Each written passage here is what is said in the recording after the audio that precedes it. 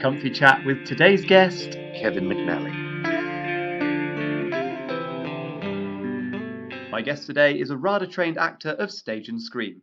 From his first professional work at the age of 16 with Birmingham Rep, he went on to make appearances in programmes such as Survivors, I Claudius, Poldark, and Doctor Who. He's had an illustrious stage career, a highlight playing the lead in King Lear at Shakespeare's Globe in the centre of London. He's perhaps best known as Mr. Josh Gibbs in the Pirates of the Caribbean films, and his recent work include Unforgotten, Das Boot, and Catherine the Great. He's recently stepped into some very big shoes, having played both Captain Mannering and the lad himself, Tony Hancock. He is, of course, Kevin McNally. Welcome to a comfy chat. Great, nice to be here. Now, we've just heard just a few of your illustrious credits there. Is there anything on your acting bucket list you'd still like to do? Oh yes, absolutely. I mean, it sounds like being a spoiled brat, having been allowed to have been a pirate for all these years. But I would really, really like to be two things. I'd like to be a cowboy and an astronaut. I think that would complete, taking my childhood into my old age. Well, who wouldn't want to be a cowboy? Well, the writers of Pirates of the Caribbean had this, that's why I thought of this, had this fantastic idea after the first three films that they would make the next three, take all the characters and transport them into the Wild West. And it would start out with this character going to a beach, and you could see the legs of a horse and some boots, and he'd pick up Jack Sparrow's compass and you'd pan up and it was Jack Sparrow, but as a cowboy. And I guess I'd be the guy going, "There's gold in them there hills." And all the characters would come back, but as cowboys. And then I said, well, if Disney went for that, maybe the next time it could be the characters in space. We all know that Disney wanted it to continue as pirates, so they never got the chance to do that, which I thought was a great shame. I think people would have liked it. We are, of course, getting ahead of ourselves, as every week we ask our guests to pick their comfy chair, their favourite drink, and a lovely snack to conduct our interview with. So, with that in mind, Kevin McNally, as it's your comfy chat with this week, I invite you to pick your comfy chair. It can be as outlandish as you wish. What are you going to go for today? Well, I'm actually in my most comfy chair. It's in my study, and it's a sort of a Bauhaus sofa. And I bought it many years ago for my parents when they went to their retirement home, so that I could sleep at their house very comfortably when I visited them. And I found that that sofas that turned into beds weren't very comfortable. But in Taunton, I found a company, I don't know whether they still exist, but they made a bed that turned into a sofa. So this is one of the most comfortable beds I own, and that's why it's in the study if I'm working late and I don't want to disturb anybody in the house. I can just turn it into a beautiful double bed. I won't be doing that during the course of this interview, but it is the most comfy sofa in the world. So, you're suitably comfy. And now, have you got a favourite beverage? Yes, here in my lovely Prague-bought goblet that makes me really enjoy every sip, I'm drinking my favourite rosé wine. And finally, a lovely snack to enjoy during our comfy chat. Yes, in fact, I had it just before I started with you. I'm very, very keen on a plate of quail's eggs dipped in Swedish herbamare salt, which is a herb salt. If ever I need a quick snack and I don't want to go carby and put on weight, then I think a little bit of nice protein like that is just perfect and fills me up proper. Fabulous. Well, now you're sitting comfortably, let's start at the very beginning. You were, of course, born in Bristol in 1956. Tell us a little bit about your childhood. Well, I don't remember very much about Bristol because my parents left there as my dad had come out of the Air Force. He went to Birmingham to try to find work, and a lot of his other family were there. But I remember growing up very much in an Irish enclave.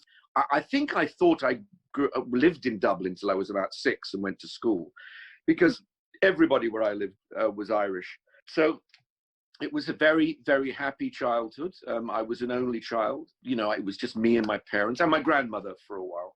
So very happy, very ordinary and quite poor, really.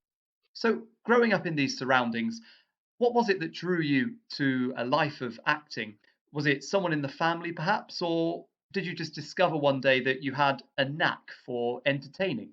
A knack is indeed what I discovered. The only connection we had is that I think I had on my mother's side an aunt who in Bristol ran a theatrical boarding house for visiting acts at the local theatre.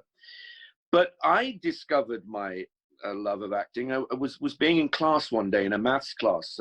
I couldn't concentrate in maths, and so during one class, the teacher wrote something up on the wall and then rubbed it out and said, "Can anyone remember this?" And I could remember it because I wasn't paying attention to the maths, and so I got the lead in the school play. Usually kids are either indifferent or terrified, but the first experience of people laughing at something you said, or enjoying what you did, or coming up and saying that was very good, young man, and the fact that my mother gave me a Beano and a bar of chocolate, I thought, well, this is great. This is, you do what you like and people give you stuff.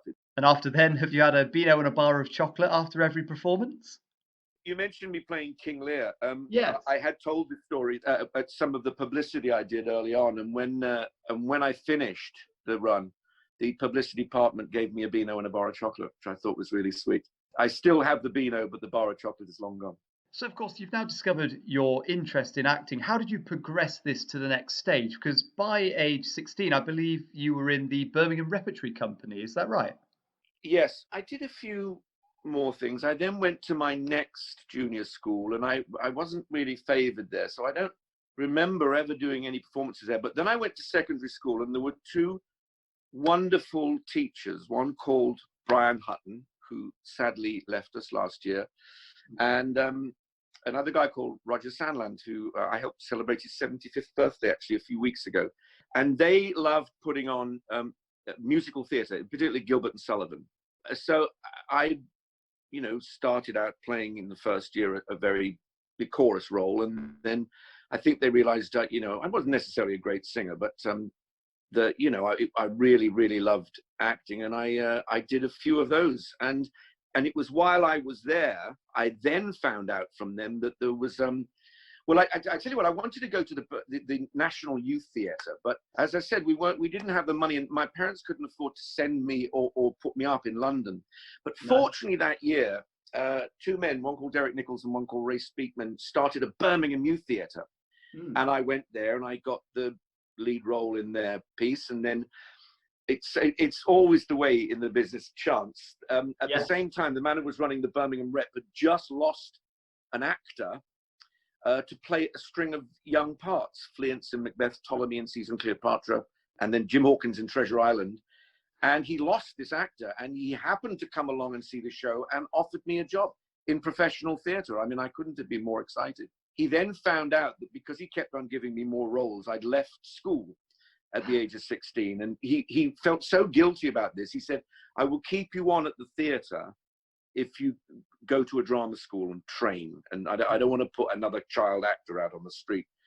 So because of that, while I was getting auditions and stuff, he would give me roles of old men, grown men. I was 16, so I was playing all of these amazing, not just kids roles. And eventually I did succeed with his help in getting into the Royal Academy of Dramatic Art. And what are your memories of getting into RADA? Was it quite a rigorous audition process? Well, it was a rigorous audition process, but of course, the fortune I had, and again, this is luck, is that I went up to London for my first interview, and normally you would go home and then they'd say, "Well, come back and meet the board of teachers, and then come back and meet the principal." So it was like 3 auditions. Well, I got there and met my initial one, and I said, "The problem is that I've just managed to get up here to do this because I'm going back, I'm working in a theatre, professional theatre. So is there any way we can shorten the process?" And I think the fact that they knew that I had an equity card and I was a working actor, they did it all in one day and then said that I was in. I mean, so it was wonderful. It does appear in your early career that things seem to have slipped nicely into place with a good element of luck, it's got to be said.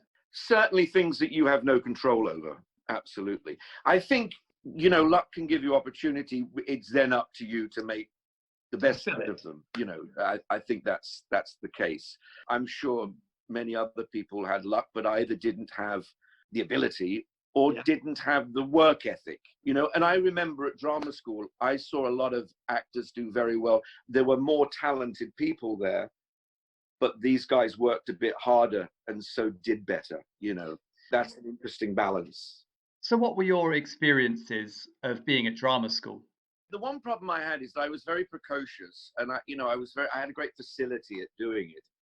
But to be honest with you, I got there at the age of 17, and I would advise people not to go so young, because what happened is I was, as I say, very facile, had a facility for acting, but I knew absolutely nothing about life. So it was very tricky for me to do anything other than get good at stuff.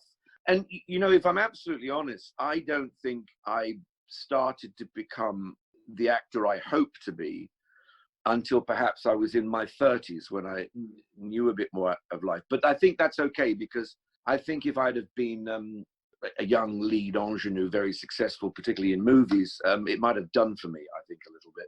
So I was very happy that by the time I was starting to get as good as I wanted to be, I was already sort of a character actor and not a young leading man.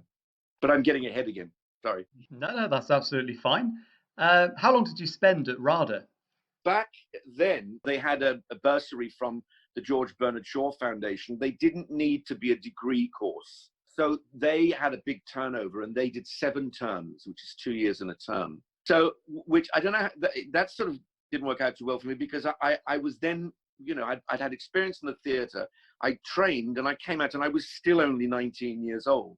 So I still knew nothing about life, because all I'd done was act, So yeah, it did mean that the training was very practical. I remember that Hugh Crutwell, who ran the Royal Academy of Dramatic Art, he once talked about how a lot of the drama schools at the time, and I think still today, you don't really get to perform till the end of the 3 years. He had us performing from the day we got in. He said that he didn't believe that he should protect his students from the environment in which they eventually must thrive. So he wanted us to go in front of audiences and make our mistakes, which we did royally. So you left RADA at the age of 19, thrust out into the world, and became a jobbing actor. Is there anything that stands out for you in particular about this time? Well, the thing that stands out most to me is the realm of television. There was so much drama on television, admittedly of a very different look from what we expect. From we expect television to be filmic, and it's taken over storytelling in a way where films have moved towards the blockbuster, etc. But back then there was a sort of a hybrid of theatre acting and multi-cameras, and doing whole scenes in one take. So there was a lot of it. And a lot of it's unwatchable now because it is so slow and so dull looking. But it did mean, if with a nice following wind, you would literally go from one job to another, and you would go to this place called we call it the Acton Hilton, was this big rehearsal room, and all the shows, the variety shows, the kids shows, the big dramas, the small dramas, all of the actors would rehearse in this massive building, and you would meet actors and you'd hear about projects. And I literally went from one television job to another. It was extraordinary. And how easy it was to get a job. You'd go in for an audition, and the director would like you, and you'd call in the producer, and the producer said, well, this is Kevin. I think it would be nice if you had the lead in this series. And they'd go, yeah, fine, okay, let's go. It was a remarkable environment. And I know I tell this to younger actors now, and they're absolutely furious because of the hoops they have to go to get a part down. And of course, some of your early work included I, Claudius, Survivors. That was one. Yeah, that was a lovely thing to do. First time, really, I think I went out on location and filmed outside a studio, filmed in Wales, that was, yeah. Jumping ahead just slightly, one of your very early film roles was in a James Bond film, The Spy Who Loved Me. My first movie, yeah. Well, that again was extraordinary. And I annoyed people by telling them this. What happened is my agent said, I want you to go out to Pinewood Studio. They're trying to collect a bunch of actors to be a submarine crew in the next Bond film. Well, I was like, a Bond film? I'd been out of drama school for not quite a year. And he said, just take a CV and a photograph. So when I had a few of those, and I went up to Pinewood, which took me hours because I had to go on public transport, and there's like 3 tubes and 2 buses to get there. So it took me about 2 hours to get there. And then a big long walk up the road in Ivor Heath up to the front of the studios. And I said, I'm Kevin McNally. I'm coming to see Lewis Gilbert on Spy Who Loved Me. They said, go on in. And I stood on this set for about 40 minutes watching them film this scene. And then I went up to the director, and the casting director said, "This is Kevin. He's been recommended for one of the crew members. Here's his picture and CV." And he went, "Yeah, okay, fine." And the next month I found myself, I bought a motorbike and found myself biking up to Pinewood Studios for about 2 months. It was amazing, absolutely amazing. I can still feel the excitement of that job to this day. So you continued as a jobbing actor for some time in films, stage, and on the TV screen. And late 80s, you wound up on a Doctor Who, the Twin Dilemma, I believe it was. There's a very funny thing happened, actually. I was doing a podcast like this with a very nice guy called Tony Haddock, who asked to meet me in a coffee shop and wanted to talk about it. And I sat down, and he never met me, and he was being very he was being a bit nervous about talking about it. And I said, "Tony, I want you to relax. I already know that the Twin Dilemma is regarded as the worst episodes of Doctor Who ever made." He went, "Oh, thank God for that. I just didn't want to have to skirt around." Yeah, it has got a bit of a reputation for being not one of the best, shall we say. Poor old Colin Baker, it was his very first one. I think they tried to throw everything at it. I know, trying to get everything in, and it was, they threw everything at it, including me being basically wrapped in Bako foil for most of the episode. Yeah. It certainly looked a very comfortable costume, it's got to be said. Yes, it was. I preferred the uniform, though. I was very sad when I got rid of that and put on this Bako foil, tinfoil suit. However, you were in a Doctor Who, so you must get kudos for that whenever you go to a convention. I know, it's great. I mean, it's a great thing to have at the convention. You know, I have sort of 5 things really. Obviously, pirates. There's a show called Supernatural I did that a lot of people go to conventions. There's Doctor Who, and there's James Bond. So sort of gradually over the years, just ticking all the boxes, you know. Now, of course, you mentioned Pirates of the Caribbean there. It would be remiss of me not to speak about it. I believe you are one of only 3 actors to have appeared in all 5 films. There's you, Geoffrey Rush, and Johnny Depp. Yeah, they've only the 3 of us have been in all 5. The Monkey's been in all 5 as well. So when did you first hear about the Pirates of the Caribbean project? It was very funny because just before then, I'd been on a bus going to interview to play the Green Goblin in Spider-Man 2, and I frankly got fed up. I said to my agent, "Look, I've been going up for American Hollywood movies for years, and I never get them. Somebody else will get it, somebody famous." And he phoned me up and said, "There's this pirate film based on a ride." And I went, "Oh, are you kidding me? This is just stupid." And actually, the audition was for my birthday, which is in April. And I just thought, I'm not going. It's just pointless. So I was in the garden having a few glasses of wine. And a friend of mine said to me, "Weren't you supposed to be going for an audition today?" And I said, "Yeah, but it's for an American movie. I just never get them. So what's the point?" She said, "Well, I think you should go." And I said, "Well, I've had a few drinks now. I can't go to an audition." She said, "I'll drive you." So I went along, and I wasn't drunk. I had a couple of glasses of wine, and they asked me to tell this story about sea turtles, and blow me, they offered me the job the next day. I thought, this is incredible. Maybe I should always have a couple of glasses of wine. But of course, when I realized what the character was, I realized that having a couple of glasses of wine didn't make any difference. So, and even then I thought, well, this will be a little taste of what it's like to make a big feature film, and then we can forget about it. Little did I know that literally within days of it opening, it had become, I think, the #1 best-selling film ever. And in fact, 2 other ones briefly became the #1 best-selling film ever, and sort of changed my life, really. Now, of course, you mentioned there it was based on a ride. Had you actually been on the ride before getting involved with the film? Well, funny you should ask, because in 1999, my daughter had to have a serious operation on her head, and she couldn't travel because of the stitch. She had stitches here, and her eyes were very dark, and she couldn't have any pressure on her head, so she couldn't fly. So I took her and her baby brother to Disneyland Paris.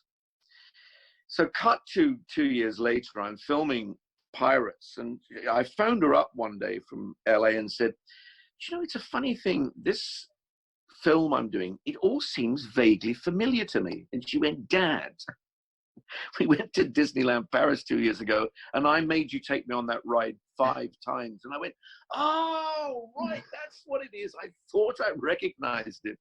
I've subsequently been on it, of course, at every premiere, so I know it backwards now. And have you ever considered doing a Johnny Depp and standing in the ride in full Mr. Gibbs gear? No, because that's not something you just decide to leap off the boat and do. They have to ask you to do it, and so far they haven't asked me. So I think I'll stay in the boat. Now, you have said that you don't particularly get starstruck by actors, but you do get starstruck by rock stars. So were you around on the set when Keith Richards came to film? Yes, of course. And my God, what a thrill. I was really miffed when on the 5th film, I asked to go home for a little while because I'd been out in Australia for a long time, and or was it Canada? I can't remember. And I got back and I said to Johnny, I said, "What have you been doing while I was away?" He said, "Oh, we shot all Paul McCartney's stuff." I went, "Are you kidding me? I missed Paul McCartney." I was furious with myself. I just go a bit wobbly. I've met Pete Townsend, and I sometimes nod at Roger Daltrey in the street because he lives up the road, and I think he thinks, I vaguely recognize that person. He might be a nutter, you know. He's not a very polite man. You know, when it comes to the people, you know, as a young man you listen to in the 70s, then nobody's bigger than that. I met Dave Gilmour. I went completely bananas. Also, briefly, mine and Brian May's children went to the same school. I made a terrible error with him. I actually, it was all right. I used to speak to him quite a lot, but we were talking one day, and he said to me, he said, "What are your kids like?" I mean, he said, because you're quite well known. He said, "My kids get me to drop them off and don't want to be seen with me at the school gates." And I said, "Well, don't talk to me. I mean, I can't even tell my children that I'm a Queen fan." And he went, no. I said, "No, I understand what you mean." But he's a very nice fella, and of course, I'm so sorry that I don't ever see him anymore because I'm a huge fan of physics and cosmology, which of course is the other string to his bow. So, what are your fondest memories of recording across all the 5 Pirates of the Caribbean films? Well, I break them up into two lots. There's the first 3 and the second 2, which are the big difference for me was when we started filming pirates in the early part of the 20th century. Jerry Bruckheimer was known to make big movies. And so if we were going to split a ship in half, we split a ship in half. Also, when we started, we would literally make them and put them out 4 months later. So it's very hard work for the director, Gore Verbinski. Since we started, there has been the rise of the Marvel universe. And so it's really hard to get a weekend that you can open in alone. So the last one took 2 years to come out. And because of there's such a gap to recoup the money, you know, they're looking at ways of cutting the money. And so that inevitably means more CGI. And if you look at those making of things in the Marvel films, you know, they spend a lot of time on green screen and wires. And it's just not as much fun as it was. I mean, the films look great, but just for the participation, it's not as much fun. And in fact, on the last one, the whole end scene, we were in a little studio surrounded by green, and people were showing us paintings of what the thing would eventually look like. And you have to imagine it all. Well, part of an actor's job to imagine. But I used to love it when, in the first 3 films, we would literally spend weeks out at sea on these massive boats. And they would build these incredible sets. And that was when it was at its most fun for me. Now, there has been talk of a Pirates of the Caribbean #6. If you were asked, would you do it? Yes, of course. I don't think my bank manager would let me turn it down. No, I would love to. I'd like to bring you on to another subject now, your portrayal of Tony Hancock in The Missing Hancocks. Yes. Now, I happened to come to see you in 2017 performing some of these episodes at the BBC Radio Theatre in London. Oh, right. Oh, well done. And I have to say, they were absolutely fantastic. It was great to hear the lad again after all these years. How did you first come to play Hancock? It's a great genesis. I had for years been trying to make a film about Hancock, and I couldn't quite get it right. And I mean by that, I couldn't get the film made. I had a great script, but I couldn't get it off the ground. I had few people who were interested who turned out to be a bit flaky and didn't get it done. And so I sort of gave up on it because I was getting to be older than he was when he died. And I was already in my late 50s. By the time I was in Richmond, Virginia, shooting a show over there that I did for 4 years. And I got this really long email from Neil Pearson trying to persuade me to do Hancock on the radio. And I just sent back, yes. Because I realized I got sick of the idea of doing a sort of a Tears Behind the Clown. He was a savage alcoholic who portrayed. I thought, no, I don't want to do that. I want to do the good stuff. Yeah, and absolutely. I found out there were 20 radio programs that hadn't been done. And that he was asking me to fill the gap. So I absolutely. And the way he found out that I could do it was he went to the BBC to push this idea and had a meeting in the morning. And the executive said to them, we will do this, but you have to find a really good Hancock, right? And he went, yeah, right. So he thought, right, I've got to start the search for a Hancock now. And that evening, he went to a party where my very good friend Andy Hamilton was there. And Andy said, you look a bit concerned. What's the matter? And he explained the issue. And Andy, in between a sausage on a stick and a glass of wine, said, look no further, it's Kevin McNally. It's hard to get him to stop doing Hancock, even when he's playing a psychopath. So he said, really? He said, yeah. He said, just, he just does it all the time. So I just crept into it. And I remember on the first recording, I was extremely nervous backstage. And I felt sick. I was so nervous. And I suddenly talked to myself and I went, wait a minute. If you don't enjoy this, you're going to really regret it. And I was never nervous again. I just thought it's just up to me to research each script, make sure I think about each bit and how he would have said it and how he would have done it, and because it's very easy, impressionists will just go like that, and he was like that, and that's all he ever did. But he had many tropes and many voices and many subtle little things he did, and I had to try to find them all. Now, you said Andy Hamilton said it's hard to get him to stop doing Hancock. Do you find that you use any Hancockisms in everyday life? I find that I use stone me quite often. Yeah, I do. No, I say stone me all the time. I got it from my father. My father just loved Hancock. I use them all. I particularly like the one.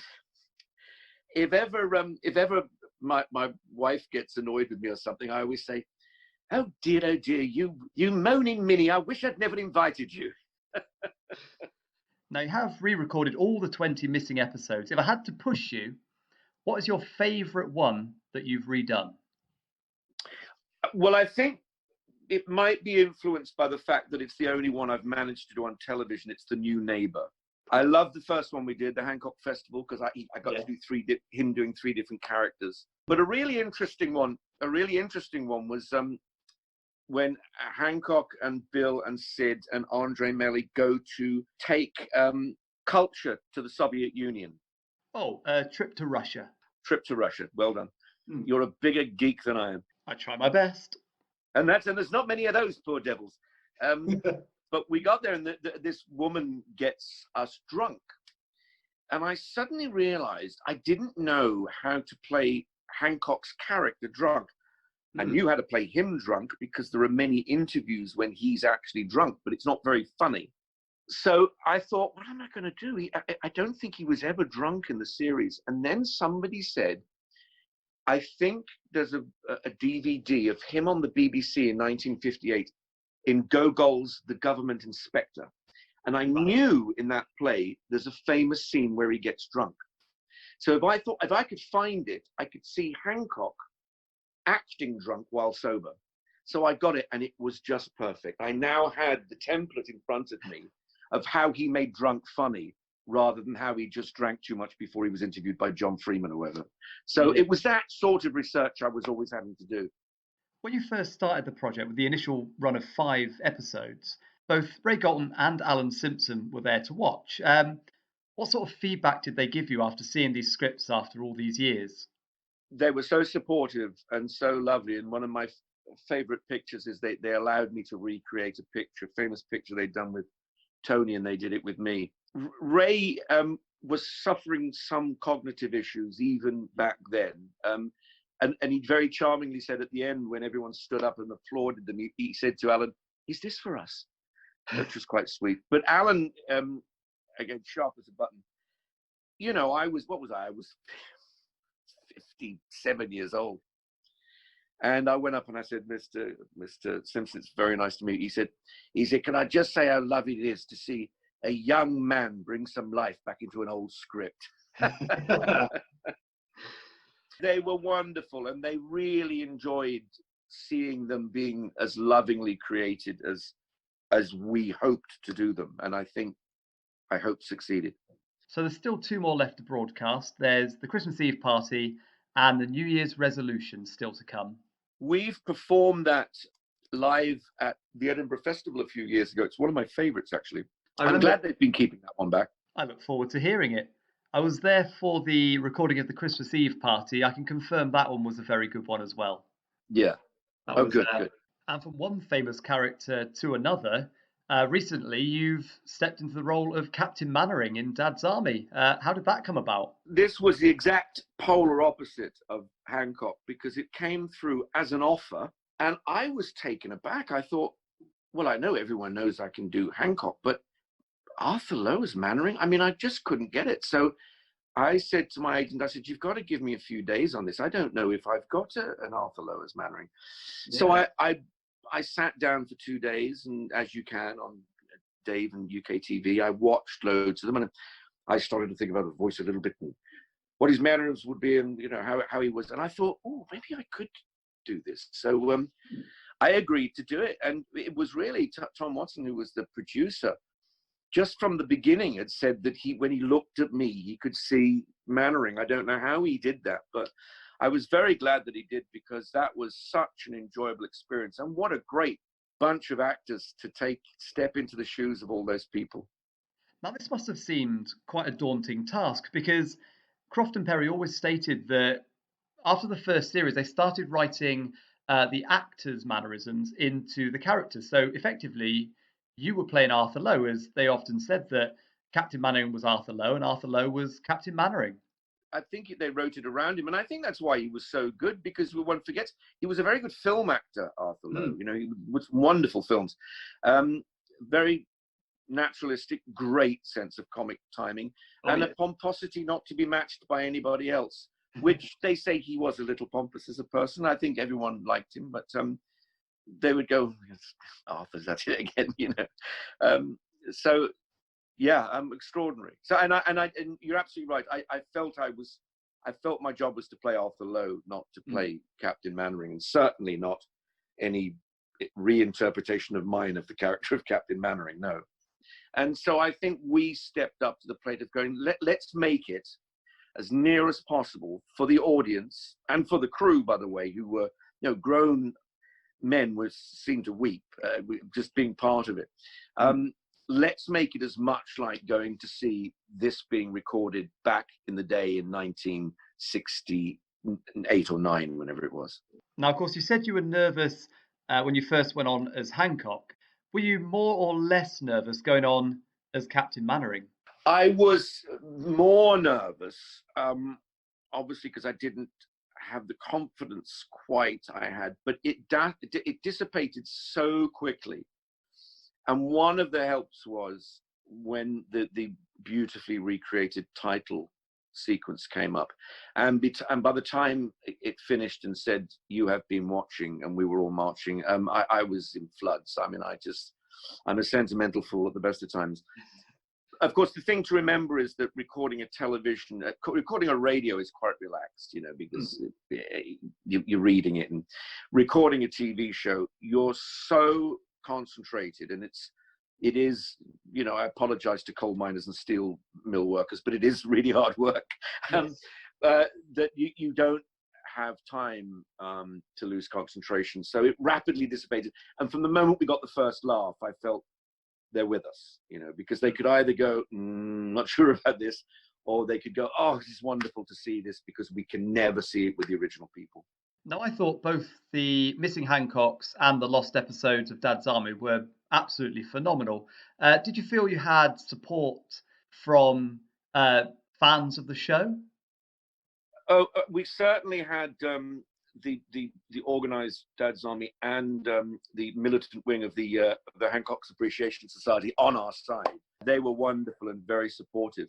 I would say, though, that Hancock and Galton Simpson and Dad's Army and Croft and Perry, the scripts are of such an amazing quality that they deserve to be done again. That might not be said of other things at the time. And my experience is that you'd be very hard pressed to take any sitcom of the 60s, basically, we're talking about 50s and 60s, any other sitcom that would be even palatable to a modern audience in terms of race, sex, the misogyny. They just wouldn't be palatable. But Ray, Alan, Jimmy, and David were men of such class and dignity. They never needed to resort to any of that.